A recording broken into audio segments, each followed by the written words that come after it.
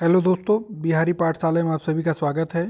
दोस्तों, इस वीडियो में हम लोग इलेक्शन कमीशन के ऊपर डिस्कस करेंगे, जो आने वाले सारे एग्ज़ामों के लिए बहुत ही महत्वपूर्ण टॉपिक है। वैसे भी बिहार में चुनाव चल रहा है, तो बिहार के सारे एग्ज़ामों के लिए तो महत्वपूर्ण हो ही जाता है।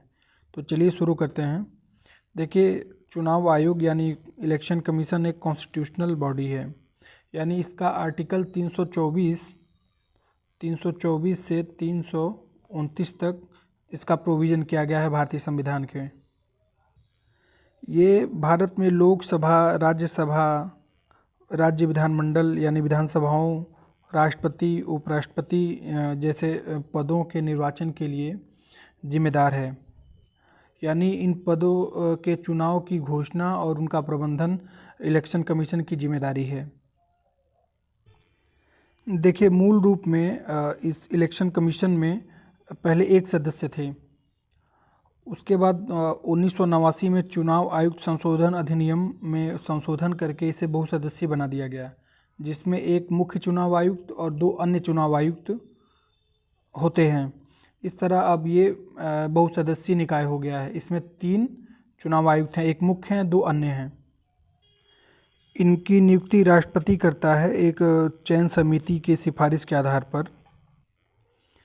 तो राष्ट्रपति, मुख्य चुनाव आयुक्त और अन्य चुनाव आयुक्त की नियुक्ति जो है, नियुक्ति, सेवा शर्त और कार्यालय की अवधि अधिनियम 2023 के अनुसार करता है।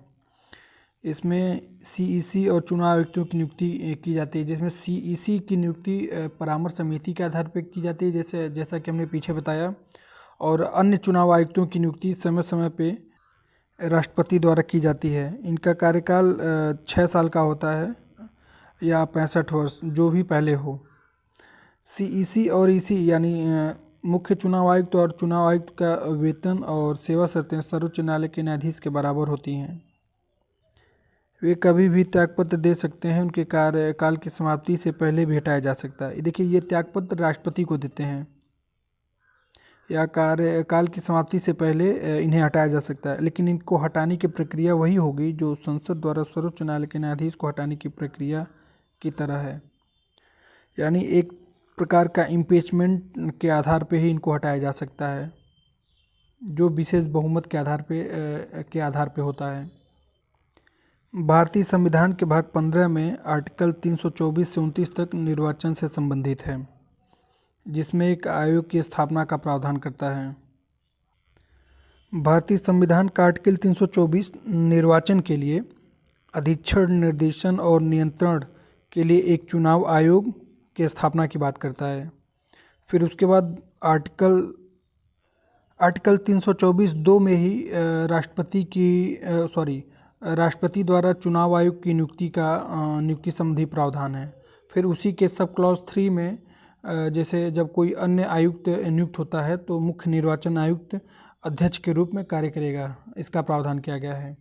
फिर प्रादेशिक आयुक्तों की नियुक्ति बात की गई है सब क्लास 4 में, और आर्टिकल 324(5) में उनकी पदावधि, शर्तें और उनके हटाने की प्रक्रिया दी गई है। आर्टिकल 25 में जैसे कोई भी व्यक्ति धर्म, नस्ल, जाति अथवा लिंग के आधार पर किसी विशेष मतदाता सूची में शामिल होने का दावा करने के लिए अयोग्य नहीं होगा। इसका मतलब ये है कि कोई धर्म, जाति और नस्ल ये भेद के आधार पे किसी को मतदाता सूची में शामिल होने के लिए अयोग्य नहीं ठहराया जा सकता।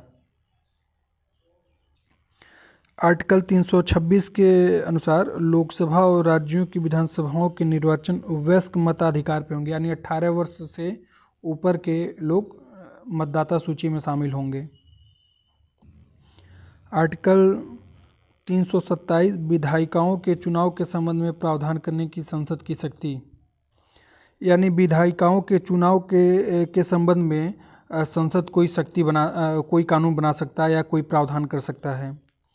फिर आर्टिकल 328 किसी राज्य के विधानमंडल के ऐसे विधानमंडल के लिए निर्वाचन के संबंध में प्रावधान करने की शक्ति, यानी राज्य विधानमंडल के संबंध में के निर्वाचन के संबंध में जहाँ तक संसद कोई कानून या कोई नियम नहीं बनाती है, वहाँ फिर राज्य विधानमंडल ऐसे नियम या कानून या कोई प्रावधान करने के संबंध में एक शक्ति रखता है या कर सकता है ऐसा प्रावधान राज्य विधानमंडल। फिर आर्टिकल 329 से निर्वाचन के मामले में न्यायालयों द्वारा हस्तक्षेप पर रोक। इसका मतलब ये हुआ कि इलेक्शन कमीशन द्वारा जो निर्वाचन नियमावली या जो परिसीमन संबंधी जो मुद्दे हैं उसको न्यायालय में प्रश्नगत नहीं किया जा सकता, यानी उसको न्यायालय में उसके प्रति कोई कार्रवाई नहीं हो सकती। इन चीज़ों को न्यायालय से संरक्षण मिला है आर्टिकल 329 में। 2023 में चुनाव आयोग के स्वतंत्रता से संबंधित एक मामला सुप्रीम कोर्ट में आया, जिसे अनूप बर्नवाल केस के रूप में जानते हैं। इसमें सर्वोच्च न्यायालय ने दिशा निर्देश दिया कि 5 न्यायाधीशों की पीठ ने यह निर्देश दिया कि चुनाव आयुक्तों की नियुक्ति राष्ट्रपति द्वारा प्रधानमंत्री, लोकसभा में विपक्ष के नेता एवं भारत के मुख्य न्यायाधीश की एक समिति की सलाह पर की जाएगी। इसके एवज में संसद मुख्य निर्वाचन आयुक्त और अन्य निर्वाचन आयुक्त नियुक्ति, सेवा शर्तें और कार्यकाल अधिनियम 2023 पारित किया, जिसमें चयन समिति, मुख्य निर्वाचन आयुक्त और निर्वाचन आयुक्तों की नियुक्ति राष्ट्रपति द्वारा एक चयन समिति की सिफारिश के आधार पर की जाएगी, जिसमें शामिल होंगे प्रधानमंत्री अध्यक्ष के रूप में, फिर लीडर ऑफ अपोजिशन, सबसे बड़े विपक्षी दल का नेता। अगर कोई लोकसभा में लीडर ऑफ अपोजिशन नहीं तो सबसे बड़े विपक्षी दल का नेता होगा, फिर प्रधानमंत्री द्वारा मनोनीत केंद्रीय कैबिनेट मंत्री। इस तरह इस चयन समिति के आधार पर ही इलेक्शन मुख्य जो चुनाव आयुक्त हैं, चीफ इलेक्शन कमीशन की नियुक्ति की जाएगी। चलिए आज का ये टॉपिक समाप्त हुआ। Thank you very much.